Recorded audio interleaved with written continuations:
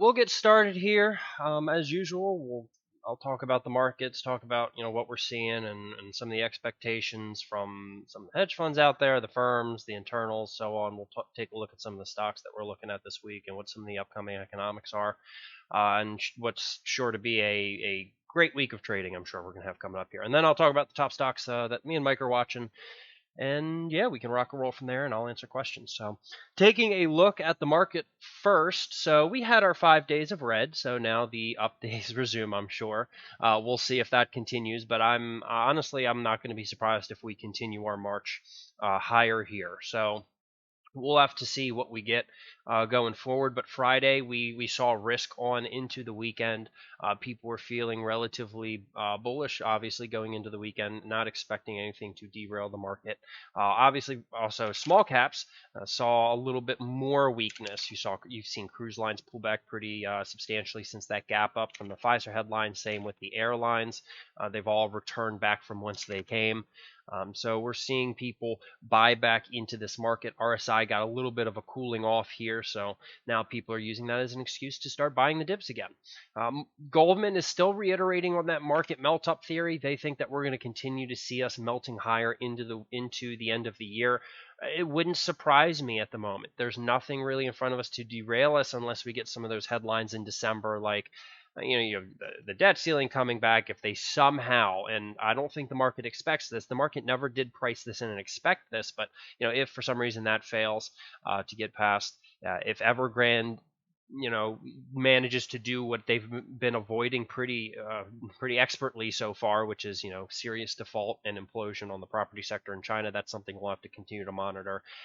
There's the rate hike talk if that ever heats up, but I don't expect that to heat up by the end of the year. The market isn't pricing it in until mid next year, so we're probably likely not even going to seriously consider tapering or rate hikes until tapering is done. And so that's obviously been continuing, and tapering supposed to, I believe, double in December. So that's just something that is just going to be in the back end. It's not really going to be directly altering the market, in my opinion. So we'll have to see what we get there. Now, yes, there are the COVID headlines out there. Market's not going to pay attention to those, in our opinion, until we actually start seeing some tangible changes in terms of shutting down or anything like that. As many people can get sick as they want, but if nothing changes business-wise, that's all the market cares about. So unless anything changes there, that's just something we'll have to monitor. We did get the JOLTS number on Friday, and that's just something that I know I and several other people look at in terms of it's the only number right now in the labor market that hasn't improved. You've had the unemployment rate shrinking, and we keep getting good jobs prints and job numbers the first Friday of every month, but the job opening and labor turnover survey keeps just pointing in a difficult position. So the amount of people quitting their jobs is still reaching new records every month. There's so many job openings out there that people can just say, well, stuff it, and they leave. And so that in turn is just going to further, in my opinion, put more pressure on wage inflation, and people then needing to, well, if no one wants to work here, then I'm going to need to raise the salary or raise the dollar per hour, whatever I'm paying, the wage. And you also have the job openings continuing to climb relative to unemployed workers. It's been sitting at about 2 million more openings than unemployed workers. Now we're at 2.8. So we're going in the wrong direction in terms of there's almost 3 million more job openings than there are people looking for work. So we are seeing the unemployment rate shrink, and that just tells you maybe people are leaving the labor pool or something is going on there. That's the job market is still just not quite there yet. And for people who may say, well, are there always more job openings than there are unemployed? Not necessarily. We saw, and we're still vastly higher than we are on average. A lot of times in the kind of, I think it was prior to like 2018 maybe or so, it was usually the opposite. So the labor market is still not quite warm enough, in my opinion, to for that the Fed is going to wake up and start talking about raising rates. They're still talking about raising rates. We're kind of going in that system now, which we were in on tapering. So I don't expect anything from the Fed to come out to alter any of the market structure right now, but it's something we have to watch. Obviously, inflation's continuing to go bananas, but you've got the Fed sticking with the transitory narrative still. So there are still issues that could put the rate hike on the table, but it just does not feel like it's close enough on the horizon that the market's worried about it yet. We're continuing to melt higher. Now, obviously, there is another big headline that could come out that could alter the market, and that is the Powell renomination, something that we can't predict. We just have to try to prepare for and keep our ears open for if we think that Powell's going to be renominated or not. The market does not like uncertainty. If Brainerd ends up getting the tap, I don't know if that would necessarily derail the market. She does have she is more dovish actually, so the market may not even mind if she's one to get the tap. But we'd have to see, because there are some things in there that she believes. I believe the market might be uncertain about, but we'll have to see from there. So other than that, we're just kind of moving along. There is still the infrastructure bill they're trying to push through. They're trying to get all of these other bills pushed through. So those are things that could alter certain sectors in the market. But again, the market's just doing the same old, which is, we get a couple days of rotation into value. Obviously, the IWM had a very hot beginning of the month, and then we kind of just rotate back into the software plays like, Net, Asana, Datadog, the guys that have been running nonstop that the market just keeps turning to. And people always say, well, why are people dip buying the stocks that are up 1,000% for the year, like Asana, Datadog, Net, Netflix, Roblox, Shop, Airbnb? Why are they dip buying these guys and not the cruise lines and airlines? Well, that's because this is what happens here right now. When you dip buy a weak stock, an underperforming stock, the stock's not suddenly going to wake up. Right now, the market is greedy. It's got a very high greed index. It's very full of fear. The put call ratio is very low. People aren't looking for that pullback, and so people are just going for what works. These stocks are going to move in the path of least resistance right now. Now, at some point, this isn't going to be the market structure forever. But this is why you dip buy a strong stock. If you dip buy an underperforming stock or sector like reopening and value, you just are going to get you're going to get for some time. Now, yes, you will have better entries usually and better entries, but it's going to take longer, and you have no idea how long that play is going to take to develop. If you're a long-term investor in something like this, there is opportunity cost to an extent in terms of holding some of your capital into plays like this. Obviously, there are great short-term plays on these. We've played the cruise lines. We've talked about breakouts from here and here and here. We've played these short-term, but this is just the market structure right now, and that's what people need to understand is people aren't playing these hardcore. There could be some accumulation in here, but look at the volume. I mean, the volume in these things is just abysmal. The cruise lines not seeing much volume. The airlines woke up a little bit, but they've already retraced that full move. What's interesting is the market in general has had pretty light volume this month in general, I'd argue. It's been pretty low on the RVOL scale here over the last since in November. So we could wake up this week, because there is one also important thing that I forgot to mention. That is, this Friday is going to be options expiration. I don't know the extent of the gamma that's out there in this market, but the options expiration, for almost the entirety of this year has been a pullback moment. It's been a moment for the stock for the market to retrace and test the 50. So this is a week to be, just keeping an eye on this market. If we do get a little bit of choppiness and frothiness going into into this third Friday of the month, but I wouldn't expect this to derail the market. I'd love the market to pull back. I don't think we will, but I would love it to, because then you just get cheaper entries, and we can play the pop again and again and again. So that's just what we're going to be watching here in terms of levels that me and Mike are going to be keeping an eye out here, and then I'll be looking in particular. I mean, obviously we've kind of now broken these descending highs. We're ascending again. I'm personally watching around this 467-ish. It's just it's where we've seen that dip buy and kind of capitulate. I know Mike has a little bit of a range in here that he's looking at. But so long as, in my opinion, we don't pull back and violate this kind of retest area from Friday in the market, I think that the trend is still higher. We have been putting in higher lows over the last 3 trading days and higher highs, so momentum feels to be up. Now the question is just going to be who is going to be leading us, because obviously, like I said, tech has had that strength on Friday. It was really tech that kind of took us higher, and not IWM. IWM is wedging up into this 240. This is the level I think we want to see IWM get over this week. It's kind of the floor that we dropped off from last Wednesday, and it's where we've seen some resistance over the last 2 days in terms of just the value plays waking back up here. And this is just this is the MO of the value plays. You get a run, you get a little bit of lull, you get a run, you get a little bit of a lull. So they're not like the Qs where they're just continually getting dip buys and just going back to the moon. So that's the market. We're just going to have to see if we can get going here. We have seen volatility's been a little funky. There have been some days where the market's up, but so's VIX, and that I think just tells you kind of the craziness that we've seen. Some of the internals in this market. It's gotten a little nutty, and sometimes people are clearly getting a little volatile in some areas. But volatility is going right back down at the moment. Momentum has subsided. If we do get that pullback this week, it would be a great time to be playing volatility into the options expiration. So it could be a play that I might be watching into the end of this week if it feels like we're going to get that gamma squeeze or that gamma drop. So it's something to just be monitoring, is watching the VIX. Rates feel like they're just kind of floating sideways here.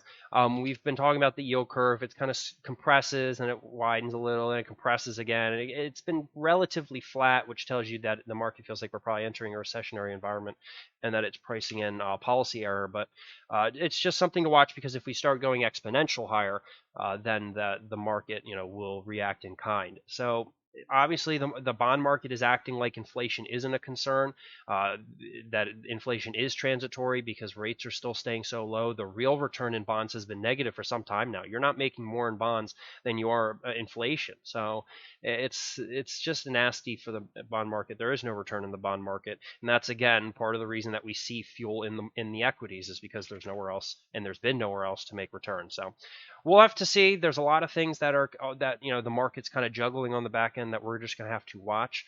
There were a couple other small headlines out there. The vaccine mandate stay imposed by the courts was reaffirmed in the appeals court. So the Biden vaccine mandate on the companies with 100 more employees is still being battled in the courts, I believe. So that's something that could affect the job market if it does finally get confirmed and is into effect. We could see the labor market soften, just because it's possible that you just see some people leave their job and try to go somewhere else or something like that. I don't think it completely derails the labor market, but who knows? Who knows with this world right now? Other than that, just keeping an eye on Evergrande, energy crisis, infrastructure, the same kind of things. And in terms of the headlines we're getting this week, Monday we just have some Empire State Manufacturing. It's actually a relatively quiet week in terms of economics. Tuesday and kind of Thursday are the bigger ones. Tuesday you've got a lot of industrial production, import, export prices, business inventories, retail sales. I'm very curious about the retail sales number. Last retail sales number actually surprised. We saw retail kind of wake up on that.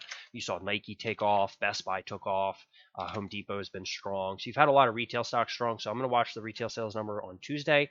Wednesday is pretty quiet. You got the 20-year bond auction, and then Thursday you've got jobless, Philly Fed manufacturing, and that's really it.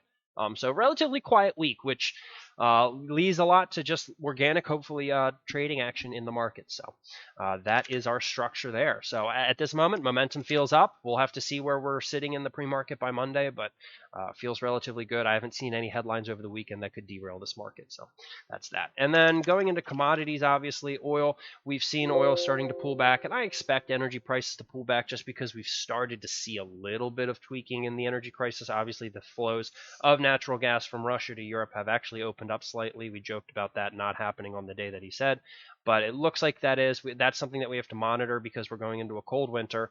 Biden has said that he's got plans to kind of deal with the energy crisis and the production output that they need increased himself. We haven't seen any definitive action from that yet, but it's something that could pull oil back if we see that happen. So gonna have to watch the energy crisis. Gold and the dollar have kind of decoupled to an extent. You've actually seen gold and the dollar both kind of take off over the last couple days here. They've both seen a little bit of strength. Usually they're a little more inverse. Obviously, inflationary concerns have finally woken gold up, I suppose. Pretty fast move for gold, in my opinion. I would expect a pullback, but you never know, because this commodity's been lying dormant for some time, and the market's starved to be able to find return anywhere other than the market, I'm sure. So that's something that we could watch, keeping an eye on gold. Tapering technically is strong for the dollar. Technically, tapering and rate hikes are bullish for the dollar. The biggest issue would be, any kind of, inflationary concerns, stagnation, anything like that, obviously would be a competing headline. But they're also strengthening against, say, China. China's having enough economic uncertainty and difficulty that the dollar's strengthening against any other foreign currency at the moment. Even Europe's having the same kind of issues. So It's a lot of competing headlines, and it's caused a little bit of decoupling. I don't know how long that'll happen or how long it'll last, but it's just something to watch as well. And then going into crypto, finally, last but not least, two big headlines I'm keeping an eye on. Really three, I suppose, for crypto. Right now, we're still fairly bullish. We did make a new low there, but we kind of dip bought that, so we got to be watching crypto. Typically, they do well into the weekend.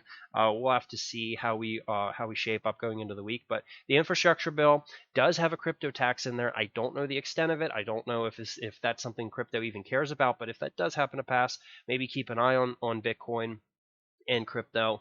Also, you've got Bitcoin doing a really big upgrade. And I'll be completely honest, I tried to do some research on this, and I realized I am not smart enough to just kind of skim the headlines on this, but they're doing what's called Taproot. It's supposedly some very big upgrade to Bitcoin on the back end of things. I think it's supposed to drive fees down and stuff with Bitcoin as well. So that could be a big deal. A lot of people in the tech field seem to be hyped about Taproot. I don't know what the hell it is. I'm going to try to read some more into that. Maybe we can talk about it on Monday. But Taproot is something, if you're a little smarter, maybe you can figure that out and figure out if you can make a trade off that, because it could be something as well. And then obviously the Powell renomination. Brainerd is, I believe, the highest competitor right now to being nominated ahead of him. She was one of the talk about a central bank crypto.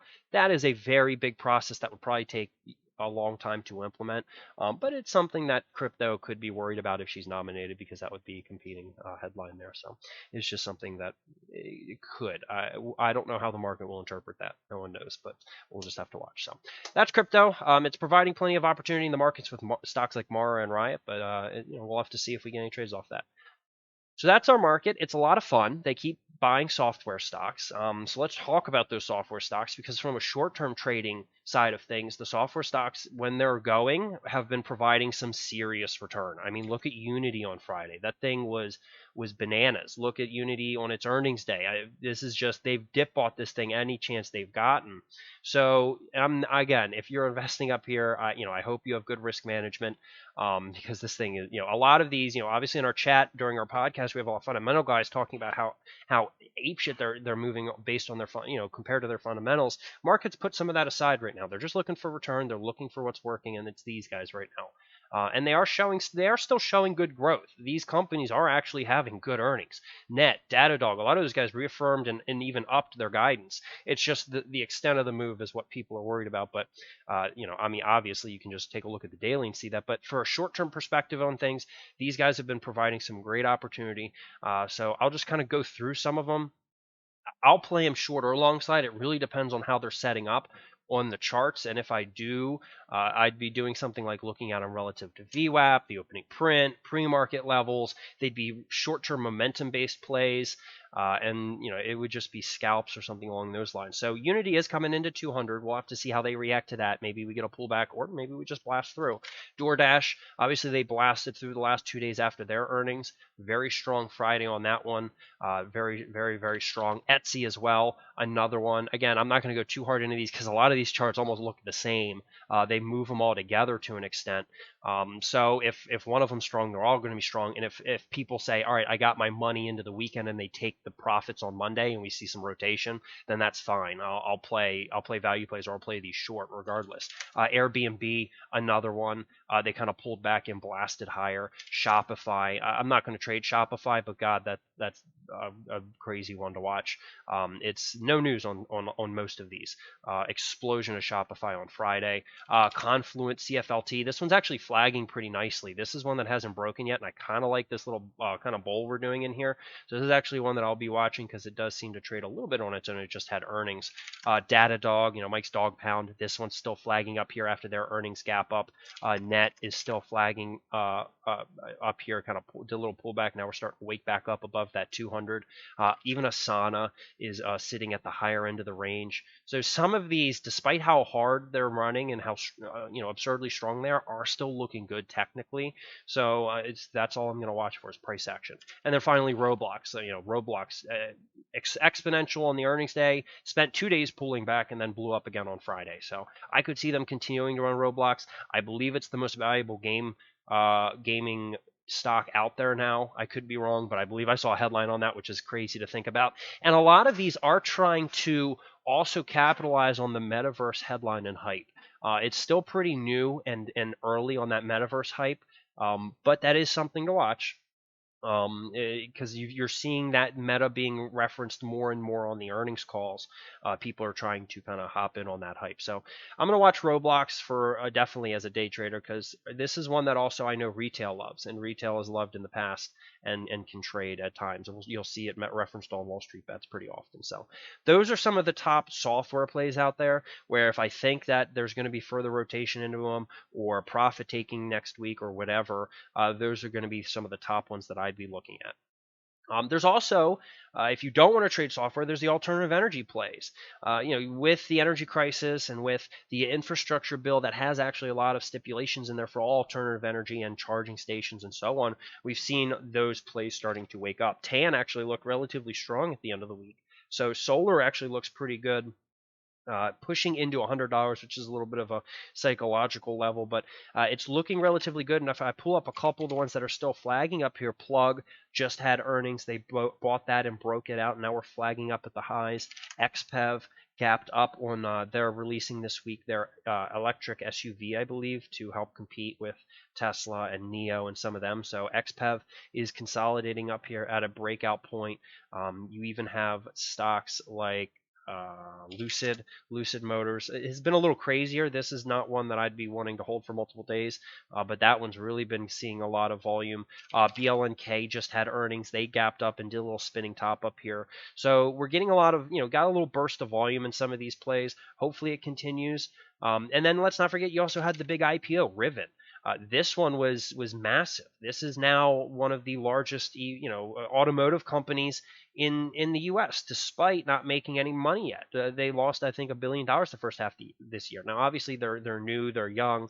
They've got a massive order from Amazon and Ford, both of which who own part of them. But they were even looking strong going into the end of the day on Friday. I like this consolidation we were in. I wish they did this at the end of the day, because I would have played that gap up all day every day. But sadly, they didn't do it until the after hours. But this one has been great for day trading, and it just shows you that people are starved to be making money in here. And we actually saw a little bit of rotation out of Tesla almost as a result. Now, obviously, you had the headlines as well of Elon Musk selling some of his stake, Musk's brother selling some of his stake, so there is some internal selling pressure in there. And we were looking for the Tesla pullback for some time, so I think you're seeing some rotation in there as well. But Tesla stands to hold this stock forever. So. But we are seeing RSI softening a little faster than the price action, so I'm not dip buying Tesla by any means yet. I think that there's just better plays in some of the other EV plays if they can wake back up and you see volume. Volume's going to be key with these guys, because that's the issue with these plays in general, is they get a bunch of volume, they're in play, and then volume disappears and they go stagnant. Then we get a bunch of volume and it goes in play, and then volume starts to drop off again. So that's going to be what we need to watch for to see if these are going to still be in play. Other than that, I will keep an eye on market generals, because we see different ones kind of take the mantle every day. Amazon woke up going into that Rivian IPO. You had Netflix actually dip bought on Friday like a banshee, and they sent that thing soaring higher. You do have other ones like Microsoft and Google, which have just held up relatively well and just moved with the market. I'm still watching Apple. I'm a little surprised that they're not value buying Apple and trying to push that higher. It's pretty interesting. This is different than we've seen in at least the last couple of years. So if sentiment continues to turn weak on Apple, it's definitely one I'll be watching in the long term. But I'll be watching those. Some of the other plays I'll be watching the chip makers. Nvidia reports this week. They report Wednesday after the close. They've obviously run just exponentially to the point where it almost feels like they can do another split this year if they want. And so we'll see what Nvidia's earnings look like, if they can justify the move up here. If they miss on earnings, that's going to be pretty brutal, I would expect, because we are also in an earnings season where stocks are getting hit record amounts relative to S&P performance if they miss on earnings. So we'll see Nvidia, but what I'm more watching is going to be MU. Micron's been an underperformer in this sector, and we talked about this on Friday. It's actually started waking up a little bit, and you compare that to the other underperformers like Intel, which is still rolling over in the dumpster and dog shit. You look at a stock like MU, and it looks like this was a strong stock, and it's still relatively strong. It's just not been a strong year for it. If I zoom out here, like, it can wake up And so I'm going to watch MU to see if we continue to see rotation. Volumes have been relatively good in this one.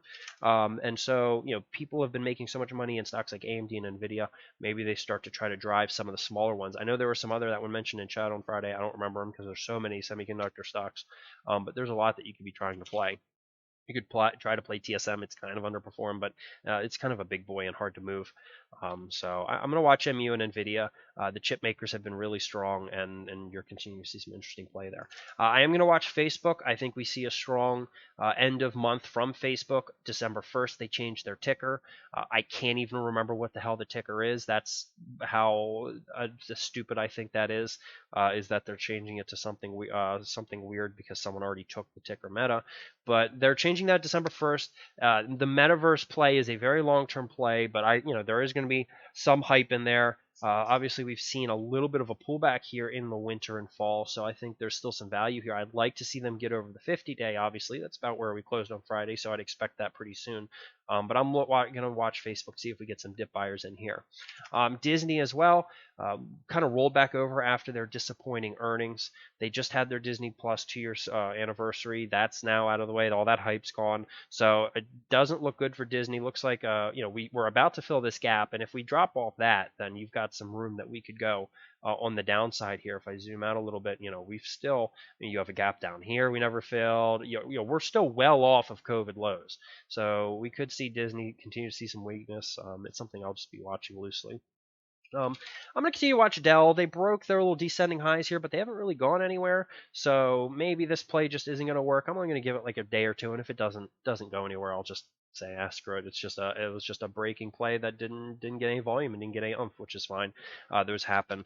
Weed plays got a little bit of life. Grow Generation, MSOS. The MSOS actually looks a little better. They did break kind of these descending highs. This channel here, and they obviously woke up a little bit on the reports that by the end of the month we should be seeing an official Republican-backed weed bill. If that decriminalizes and fixes the financial issues for weed, then we're back, all in on watching weed plays because that's their biggest issue for the long term. But it's something that we could see by the end of the month. Maybe we see it this week, maybe not. Who knows? But we'll have to see if we continue to get that rotation and speculation play in there. Obviously, Pfizer was a big one that ran last week. They just kind of woke back up. No real necessarily a reason here, but they were one of the few vaccine makers to actually have good guidance and good vaccine numbers. Myrna, Nvax, all those other guys, just not good. They just didn't have good guidance with their vaccines. Plus, Pfizer has obviously the pill. Now they drove that thing back up to highs, and we failed it, pretty nicely, technically speaking.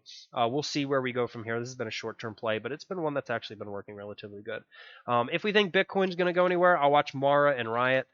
They've been kind of two plays, especially Riot. I know Chris has mentioned this one before, as Chris is a laggard that could wake up, and it has definitely been waking up. I mean, you see Friday's action. That's a great breakout. So I think Riot's definitely going to be in play this week. Even if Bitcoin's weak, because Bitcoin was weak on Friday, we saw Mara and Riot continue higher. We did already get a couple of the Bitcoin play earnings, so like Hut had earnings. Maybe that one wakes up if that can break some of these highs in here, getting a little bit of resistance. It did bounce off these ascending lows, but I like some of those plays, so they're definitely ones I'll be checking in on every day to see what we get. Long term, there are still some good commodity plays, lithium, uranium, so on. But those are, they come and go in terms of ebb and flow. But I still think we're still seeing good volume on these guys for the most part. So we'll have to see if those plays continue. And then also some of the earnings we're seeing this week and plays that we could see develop. Tyson reports Monday morning, so they'll have earnings tomorrow morning.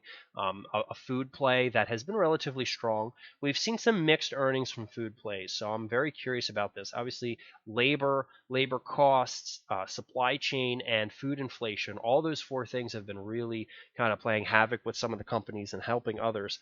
Definitely going to be watching Tyson. This was a good play earlier in the year. We'll have to see what happens. After the close on Monday, you do have Lucid reporting earnings, so you're getting the tail end of these EV plays. Playboy reports, and it has been waking back up. This was a meme play, back when the SPAC was first announced. Maybe we see if people have been buying Playboys during the pandemic. I'm not so sure, but they did have NFT hype in there as well. Maybe they mentioned that. Maybe they mentioned the metaverse. This would be a great thing for them to be mentioning, is somehow implementing Playboy into the metaverse. I don't know if that would give it any hype, if this stock could wake back up, but it's something to look at. I'll watch Rocket Lab, our KLB. It's one that's run in the past, ran last earnings. Sadly, as that was so soon and so recent, we likely won't get anything like that, but that is Monday after the close as well as some other stocks like QFIN, which has crossed over the 200-day, Advanced Auto Parts, which has obviously been running with the car inflation and the car run on cars that we've seen. Tuesday, we have a couple interesting ones. Can, which is a weed stock play, Tuesday morning. Home Depot, which I'm very curious about. This stock has been in a serious flag up here for some time. So if this one possibly breaks Monday in a run up into the earnings, that could be one to watch, but they do report earnings Tuesday morning. JMIA as well, which was in play once upon a time, not anymore. Walmart, which is a stock that I'll be watching very closely into those earnings as well. And Hive, which is also a blockchain company that actually had some interesting news like 2 days ago, 3 trading days ago or so. Wednesday, we do have PPSI as well Tuesday, and I know that this was a day trading stock that was in play about a week ago. I don't think we get anything on earnings, but you never know. You never know. Wednesday, you'll see a couple more. Baidu reports earnings, Digital Eye, IQ, a couple China plays, which have just, look, China plays have been in the dumps for a while now. I don't see that going away anytime soon. Look at Baba, look at any of them really. IQ, YY, unless they're EV, they're still stuck down here, so I don't know if we get anything out of those. But you also have Lowe's reporting Wednesday, which is a competitor to Home Depot, been really strong. Target, which has been a lot stronger than Walmart. I definitely want to see what their earnings look like on Wednesday, because they're sitting up at 52-week highs, and I think that's all-time highs as well.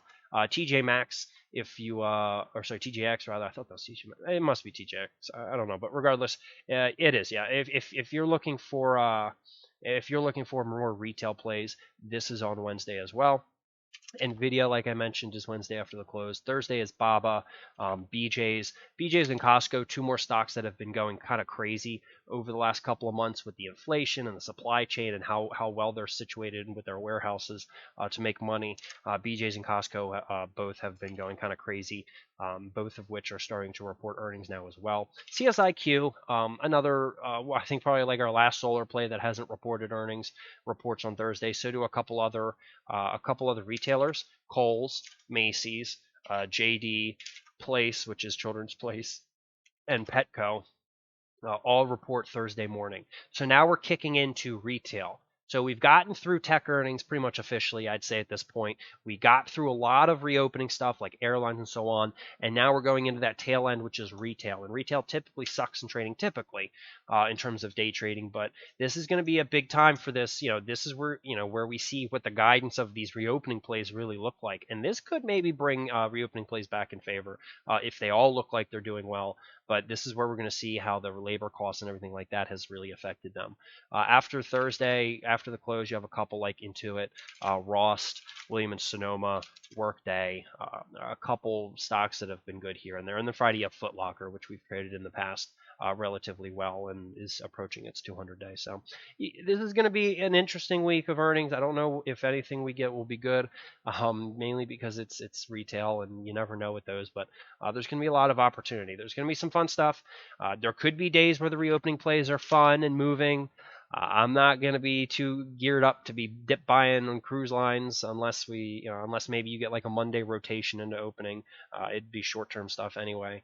But right now, there's a lot of stuff in play, and the key is just going to be kind of picking the ones that you like the best, and then obviously we'll see who has news every day to trade, and we'll just have to see what the market structure looks like, because it's going to be an interesting week. I think there's a lot of potential for the market to continue higher as long as we don't get any headlines, but we will have to see.